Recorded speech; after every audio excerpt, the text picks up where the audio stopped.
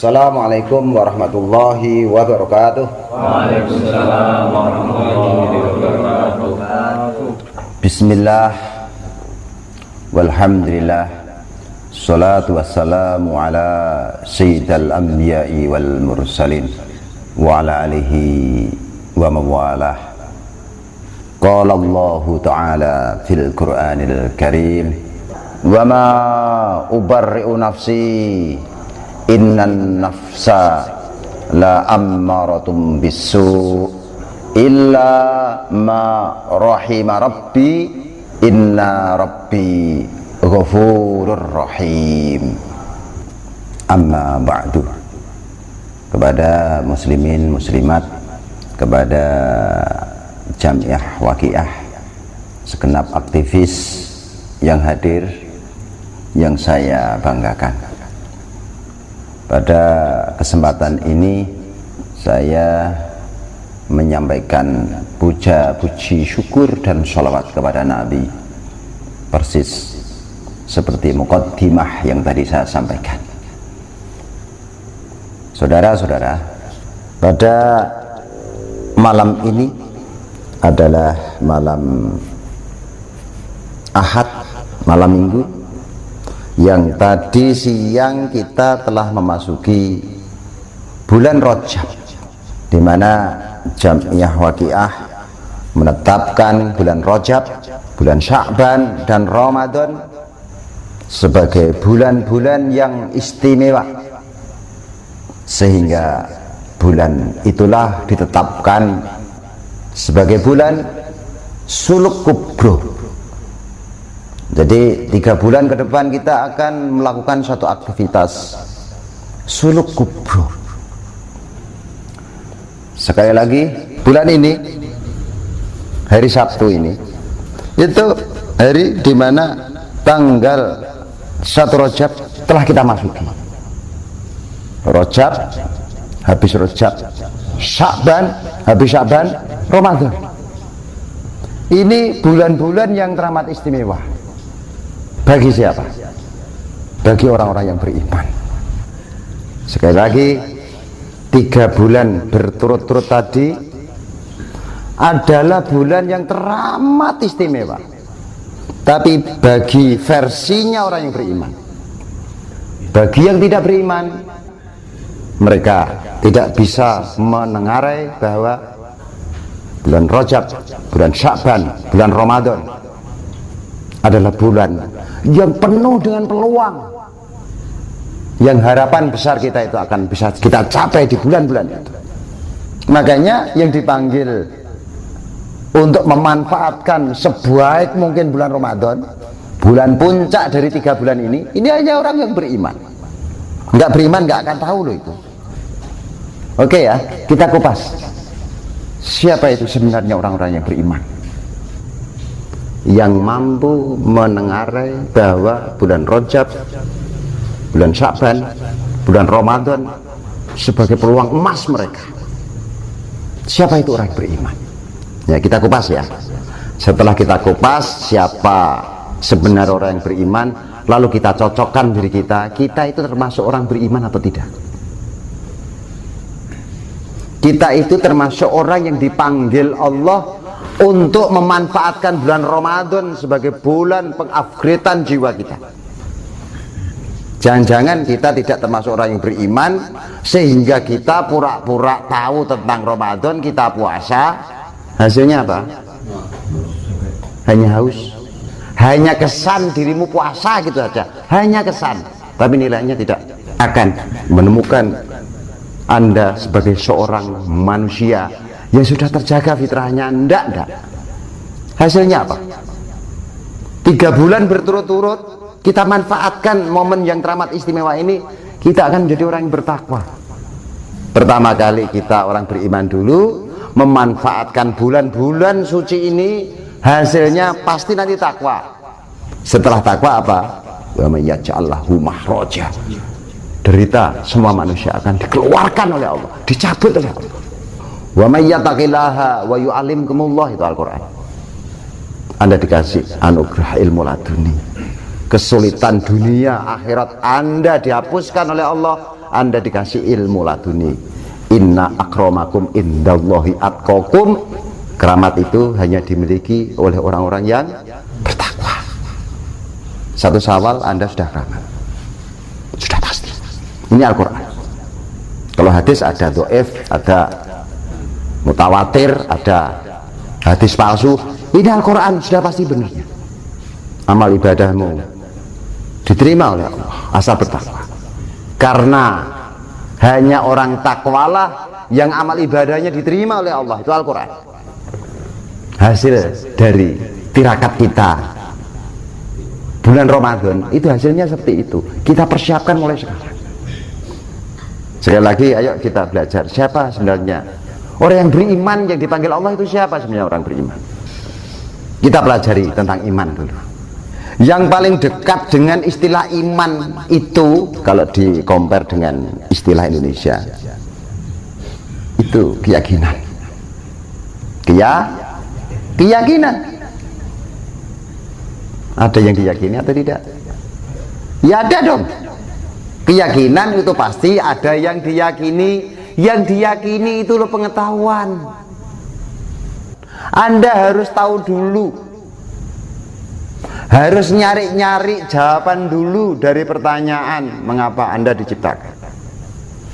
Di situ nanti manusia akan ketemu inti terpenting, inti tujuan hidupmu nanti. Ini pertama kali. Inti tujuan hidup kita yaitu menggapai kesempurnaan. Yang kesempurnaan itu diistilahkan di dalam Al-Quran, wa idh qala rabbuka lil malaikati inni ja'ilu fil ardi khalifah. Kesempurnaan itu adalah seseorang yang layak disebut khalifatullah. Bahasa tasawuf menyebutkan insan kamil, manusia sempurna. Ketika manusia sempurna itu melakukan action, aktivitasnya menghamba, itulah hamba yang sejati, itulah Abdullah. Seseorang walaupun tubuhnya di alam materi, tapi jiwanya selalu terkonek dengan alam suci, itulah Abdullah.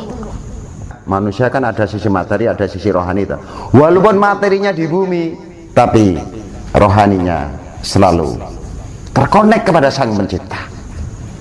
As-sholatu daiman, sholat yang langgeng, sholat yang konsisten terus menerus sholat.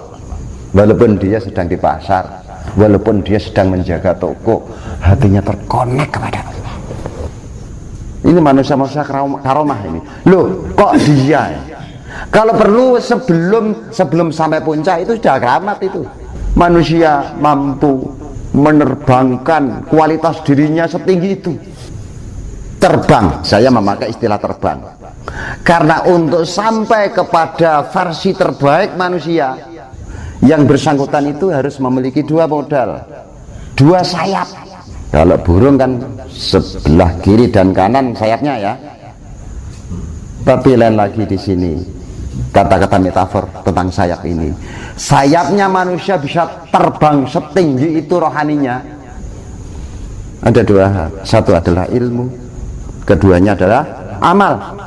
Ilmu apa? Pengetahuan itu pengetahuan. Maka tadi saya katakan, pengetahuan yang Anda kantongi dan yang harus Anda sadari adalah jawaban dari pertanyaan mengapa kita diciptakan. Allah menciptakan kita punya alasan atau tidak? Ada satu alasan terpenting. Alasannya apa? Alasannya karena kita dirancang oleh Allah berminat sampai pada satu kesempurnaan. Kalau orang tidak minat sempurna, atau orang yang tidak tahu ukuran kesempurnaan, Ramadan ya hanya hari-hari biasa, hanya bulan-bulan yang tidak istimewa.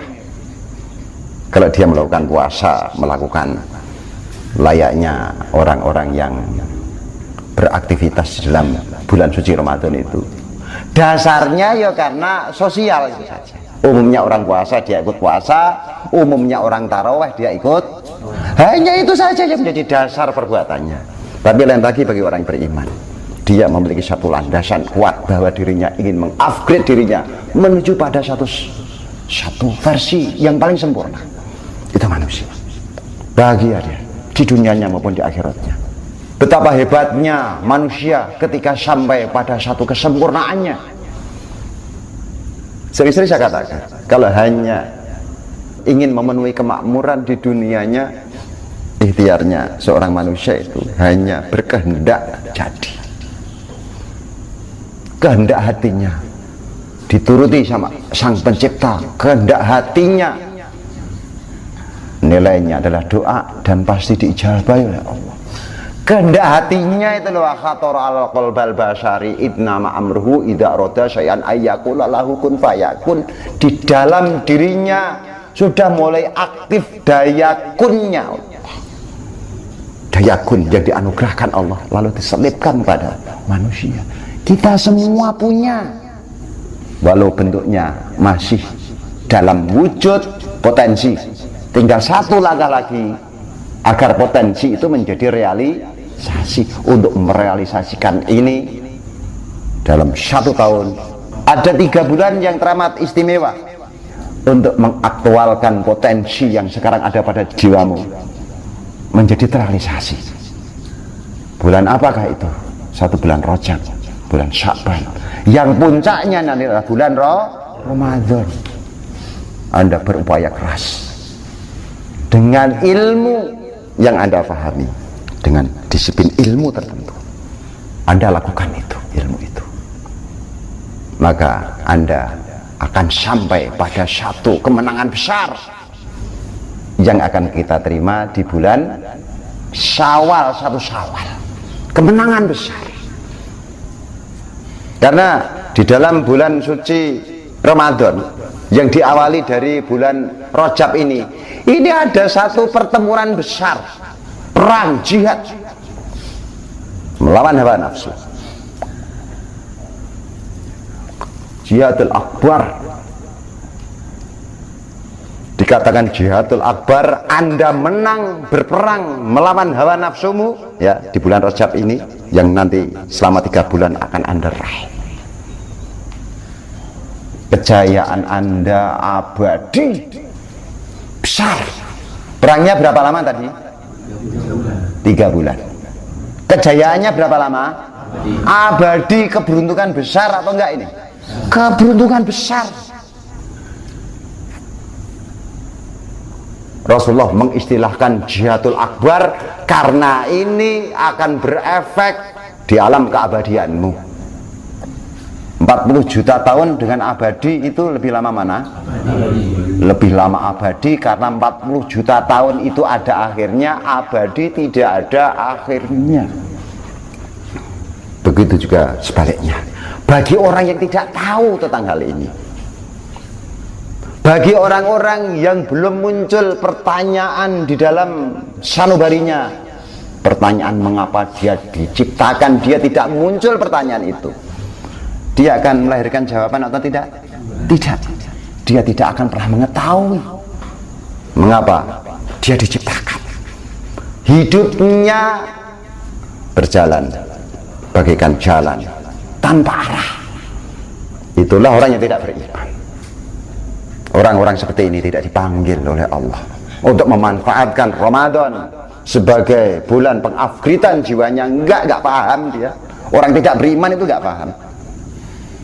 Lapar dan haus doang yang akan dia terima.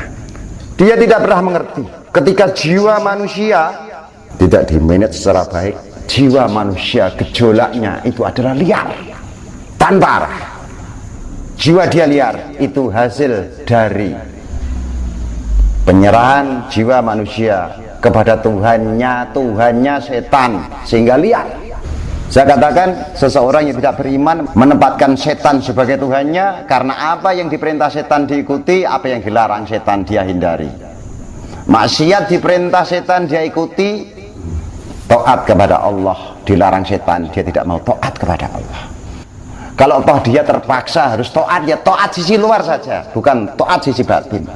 Nilai ada di sisi luar apa ada di sisi batin? Di sisi batin. Sholat manusia itu yang dihisab nilainya ya ada di sisi batin atau di sisi luar? Sisi batin. Nah itu loh, sisi batin. Maka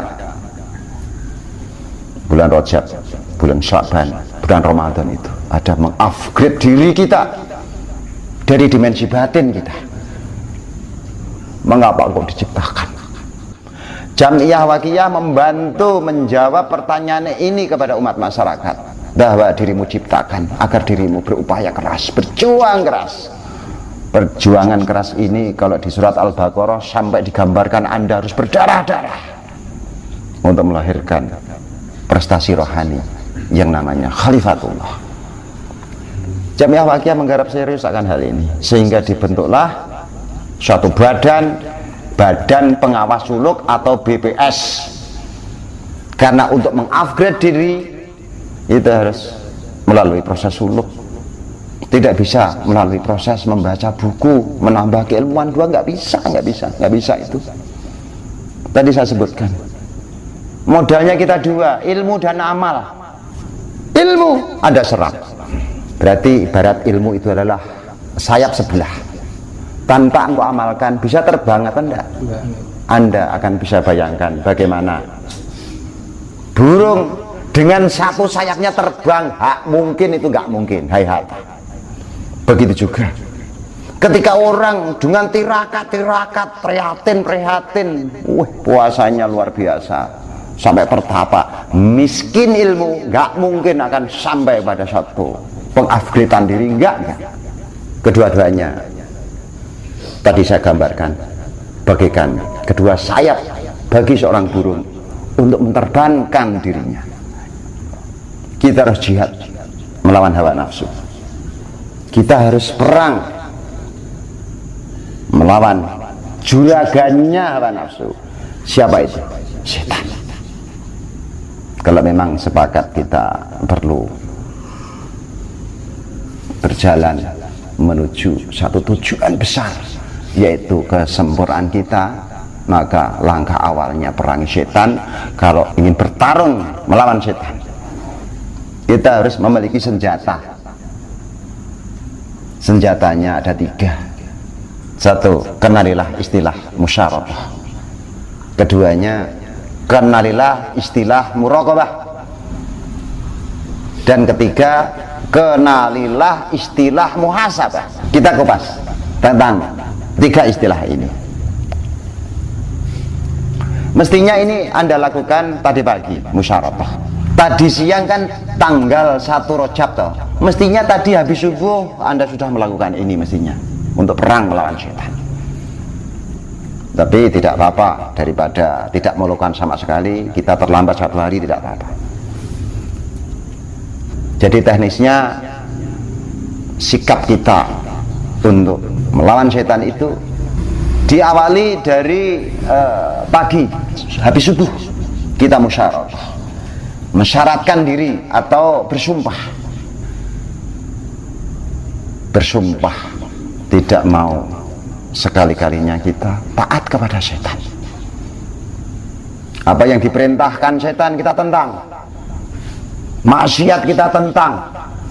Dalam musyarakah, coba Anda mencari-cari kebiasaan buruk itu melanggar perintahnya Allah atau tidak? Kalau melanggar perintahnya Allah, itu wajib Anda tolak itu. Kalau itu melanggar perintahnya Allah sekaligus itu perintah setan, harus ada tolak. Ya, bersumpah, saya harus menghentikan minat saya untuk maksiat. Coba Anda susun kebiasaan buruk yang selama ini melekat pada jiwamu. Nonton mass media contohnya, gambar-gambar yang tidak layak seharusnya kita tonton. Menurut saya layak. Coba kamu nonton, dilihat oleh ustadzmu. Kalau kamu nonton seperti itu, dilihat oleh anakmu, dilihat oleh istrimu, dilihat oleh orang umum, kira-kira kamu itu sanggup atau enggak? Kalau enggak sanggup, jelas itu satu perbuatan maksiat. Belum lagi pelanggaran ini Anda disaksikan oleh pihak yang selama ini menghidupimu. Itulah Allah. Coba satu perbuatan buruk, ghibah, membongkar aibnya orang lain. Allah itu as-satar, Allah itu menyimpan, menutup rapi-rapi aib umatnya, aib makhluknya. Allah berminat itu. Tapi secara diam-diam Anda buka, Anda menentang dengan keinginannya Allah, itulah ghibah, dosa, satu pelanggaran berat. Coba hal-hal yang penting tadi cari, ada 7 atau 5 jenis karakter yang sudah menjadi bagian jiwa kita, bagian karakter buruk yang sudah melekat pada jiwa kita. Ayo disusun, lalu Anda bersumpah tidak mau sekali-kalinya mengulang kesalahan ini lagi. Setelah Anda menyusun itu jenis maksiat itu yang selama ini Anda anggap biasa, kalau sudah kebiasaan, maka semenjak Anda musyarakah, Anda harus menolak karakter buruk itu. Ini perlu perjuangan keras atau tidak ini? Ini jihadul akbar. Kalau masih nyaman di wilayah maksiat, lalu Anda puasa, percuma atau enggak? Percuma. Itu musyarakah pagi-pagi kita lakukan. Minta tolong kepada Allah.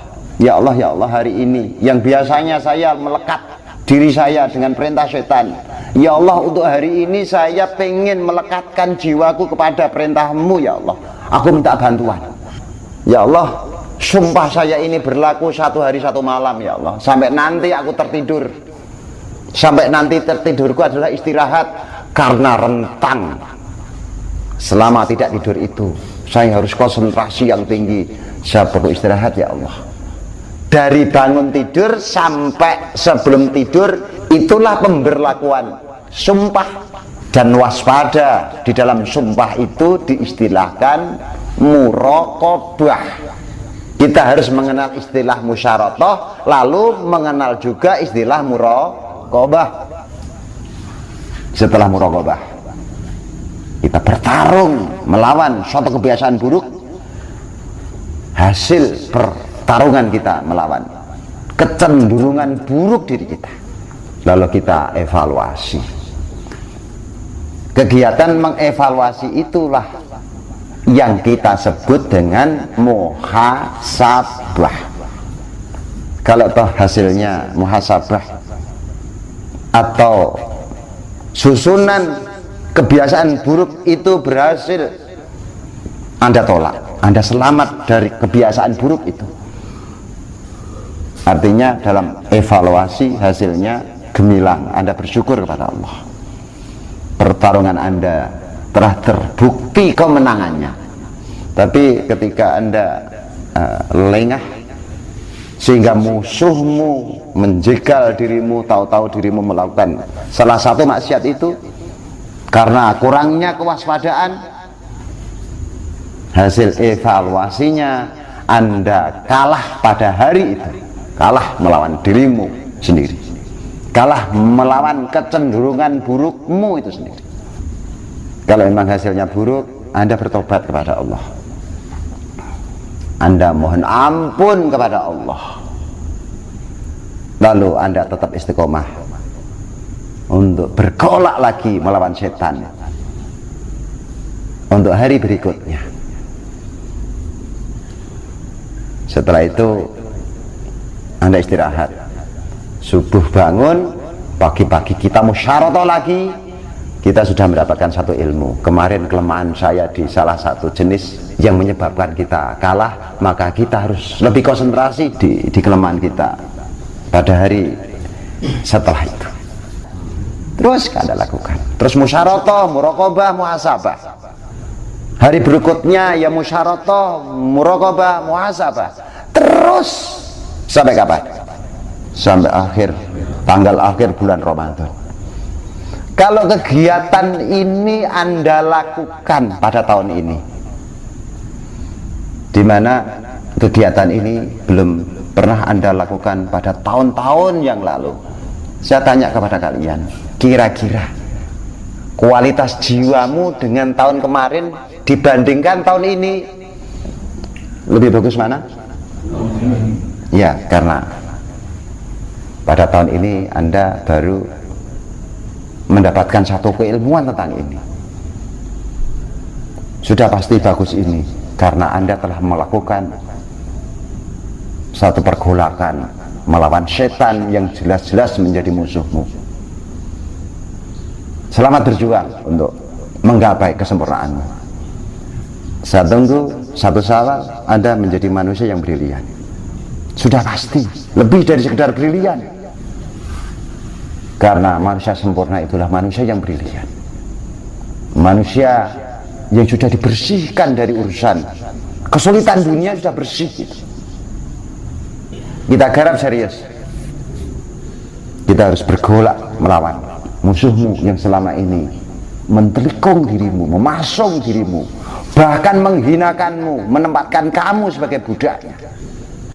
Sehingga efek dari perbudakan ini, dirimu menjadi menderita. Inilah biang kerok sehingga hidup manusia dituntun oleh penderitaan. Inilah suatu alasan mengapa kita harus berperang melawan setan. Kita harus terlibat jihad melawan hawa nafsu. Karena nafsu adalah agen setan yang disematkan kepada jiwa kita. Akhirnya saya berpesan, ikutlah terlibat bergolak dengan jihadun nafsi di momen suluk kubro yang digagas oleh Jamiah Waqiah Pusat. Sampai di sini yang saya sampaikan. Apabila ada salah dan hilafnya, saya mohon dibukakan pintu maaf selebar-lebarnya. Billahi taufik wal hidayah. Assalamualaikum warahmatullahi wabarakatuh. Waalaikumsalam warahmatullahi wabarakatuh.